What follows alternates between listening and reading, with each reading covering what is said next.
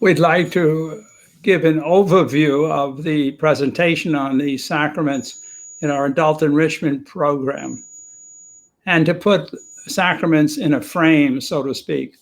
I'd like to just step back and remember that the definition that most of us learned in our catechism is still valid to use, that sacraments are an outward sign instituted by Christ to give grace. But then we try to become more realistic and not presume, as we often do, that the sacraments we're experiencing today are exactly what Jesus established during his life. He did not establish the sacraments as we experience them for the most part. He certainly did Eucharist, but even that is not what we're used to. The meaning of Eucharist is, but not the way it's celebrated. And so we realize that what he did was, in addition to teach and to form a church, which he did, he formed a sacramental church, that the church would be the sign itself, and that this was going on and on. In the early church, and the followers of Jesus presumed that they were following the God who during their lifetime would return, that their whole idea of Jesus' message would be realized within their lifetime. As they got older and they started passing on, they started to realize that was a bad interpretation. It wasn't what Jesus meant. And so they had to rethink it and allow themselves that there was room for growth, that it was not just a Jewish experience. In the beginning, they all were Jewish, the apostles, and they just thought they were continuing on with Judaism.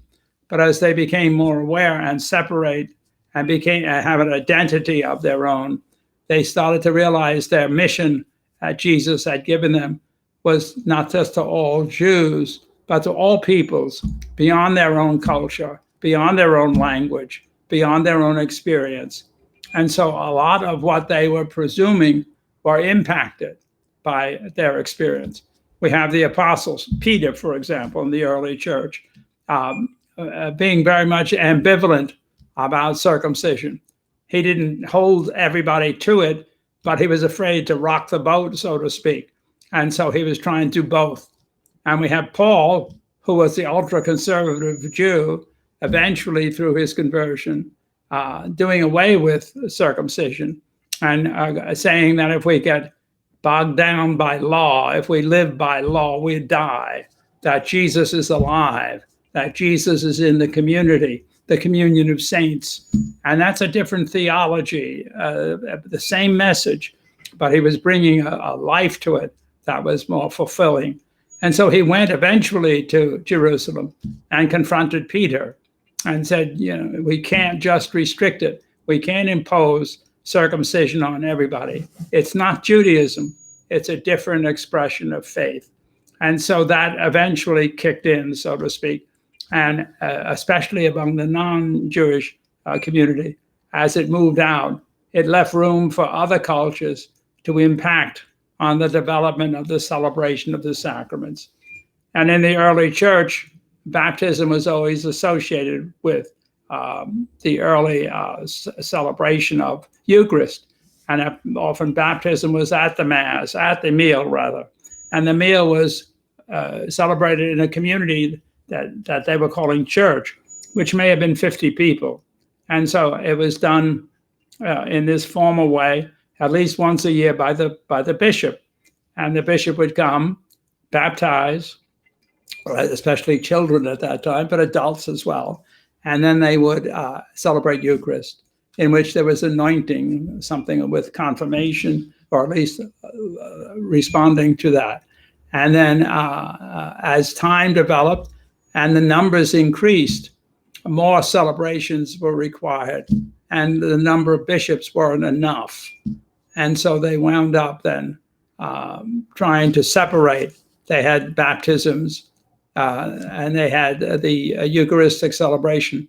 And in order to be able to respond to the demands, the bishops started ordaining or sharing in the sacrament with men who were not bishops. They could celebrate Eucharist. They could impose hands. They could rather not impose hands, but they could celebrate Eucharist. and share in the sacrament of reconciliation to some extent.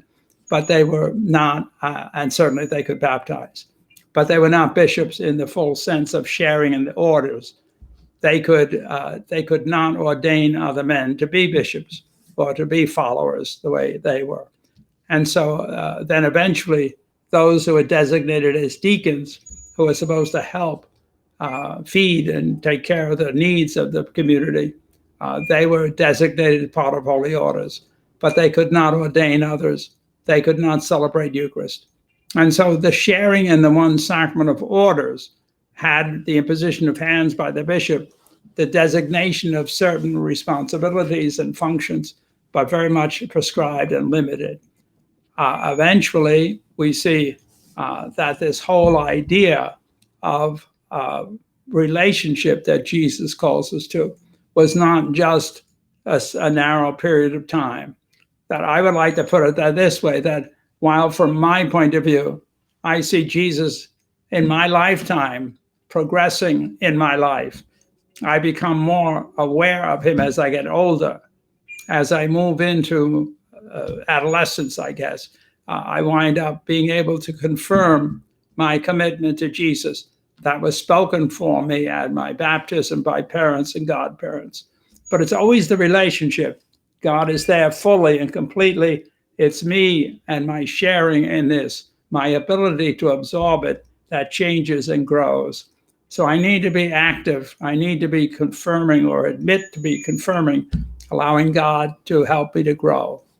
As I get older, I find the need for sacraments become more germane, more important. Sin is something that becomes part of my life consciously, and forgiveness. And so the going to the priest or the bishop and seeking forgiveness and reconciliation. The theology was not only for my personal self, but to restore me fully to the community and to heal me and to strengthen me, and therefore strengthen the whole church. So it had those elements. But the idea of confession as we know it is relatively a late development. The first 1,000 years at least, it was very, very much for adults, sometimes waiting until the last, as you got older, that it would be a one-time deal. Once your sins were forgiven, they couldn't be forgiven again. So it was something quite different. The development of one-to-one, listing my sins and seeking forgiveness and doing it over and over is something that's developed in the recent years. Marriage was always a respected social form. Men and women married, raising families, always giving a position of honor.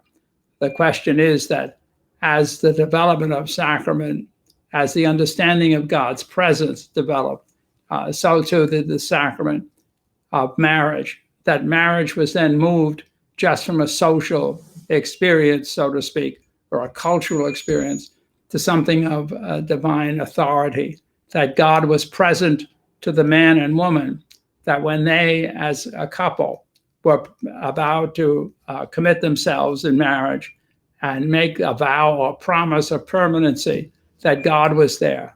And that's the one sacrament where it's administered by the man and the woman, not by the priest. The priest simply makes, as a witness, make sure that it's ascribing to the qualities of sacrament. The difficulty with the sacrament of marriage initially was that it was permanent, in this sense that it's till you die. Well, when they first were getting married in the sacrament, people's lifetime expanse was limited. They would die at 40 or something like that. And so it wasn't always a concern in a way. But now as life spans increase, permanency becomes an issue. Am I able to make that kind of commitment? Our culture is saying no. Again, when I was ordained, almost nobody was being divorced. And now it's rather common. And so it's not a question of right or wrong. It's a question of a pressure that's on people. The church has always acknowledged annulment, that if you could prove that at the time of your marriage that you were not going to have children, you ruled it out. or if you could prove that you didn't mean to be permanent, then you could say, well, we can get an annulment. But that's very difficult to prove. And so eventually, since the 1960s, actually, psychology has come into its own, and people with psychological evaluation might be determined that they were unable on a mature level to make a commitment at the time of their marriage. If they can do that, prove it, then they can get an annulment in the church as well. So that's a process in development still. It's not even solidified. But permanency, as we understood it 50, 100 years ago, is changing. And eventually, I would believe, the concept of marriage will be impacted by that concept. We have holy orders, as I said, where the bishop is designated as the man who is the center of the community life of the church. And he can ordain other men to be priest and bishop. He can also ordain deacons. And the idea is that priests share in that. They can ordain others. So the sacrament of holy orders is the same. The idea is designation as a member of the community to be a leader of the community spiritually, especially with sacraments, that one celebrates the sacrament as the ordinary minister, and with that, certain rights go with it. The idea of being a deacon or a priest is again dictated by culture. In our Western world, celibacy is almost equated with that. But in fact, it's not part of the essence of priesthood. That in the Eastern Rite, being married clergy is more accepted than it is in our rite. That has a whole history in and of itself, but it's not necessarily part of the sacrament. We need to be conscious of that. For example, a man can be dispensed from celibacy and would still remain a priest. He may not be able to function as that priest, but he would still have the sacrament of orders, because once it's administered, it can't be removed.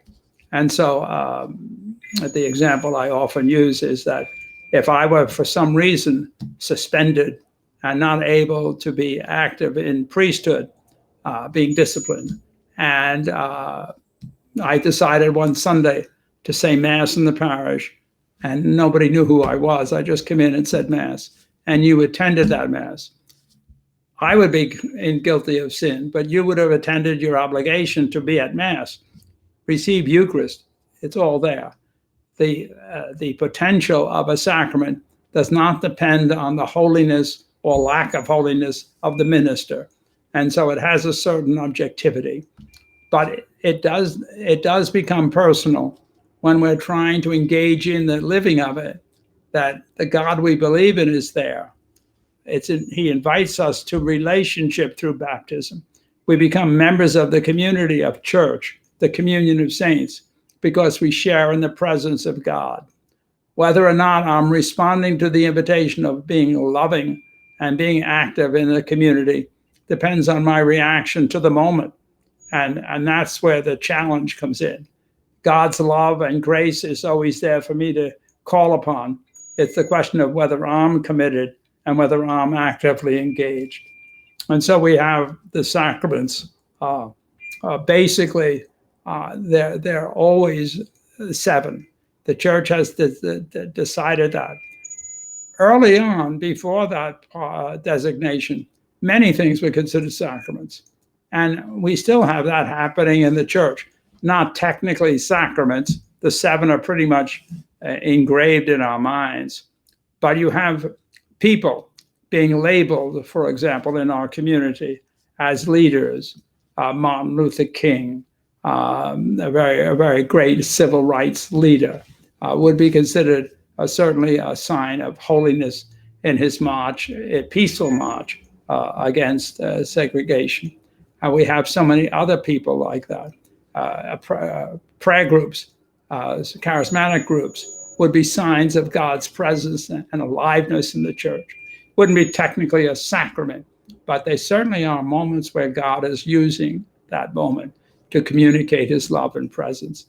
And then you have other situations that come and go with varying degrees of acceptance. Things change, and what I'd like to leave you with are two thoughts. First, that God's permanency is so well expressed when Jesus says, I am. When you want to call me, when you want to find me, when you want to describe me, I am. I'm always there.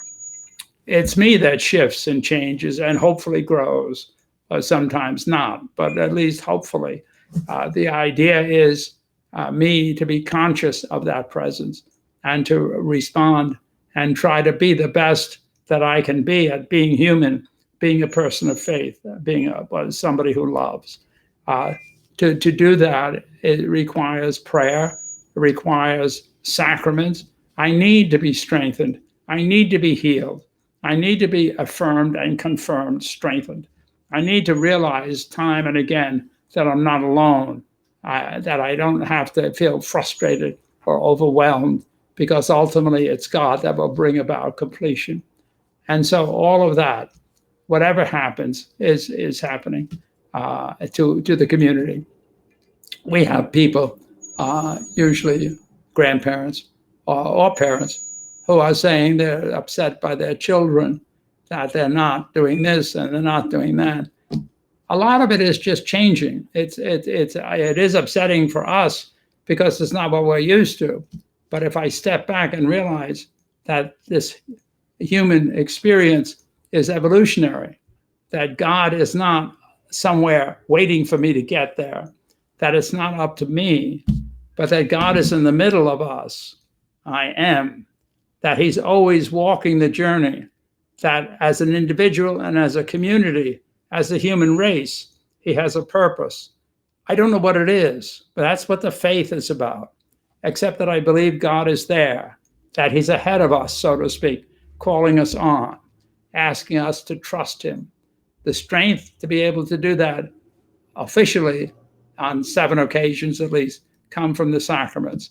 But there are many times where God, through other people, through circumstances, through examples of people who are not even part of the church, as we call it, are giving us examples like a Martin Luther King or any of those types of people. So we are grateful to God.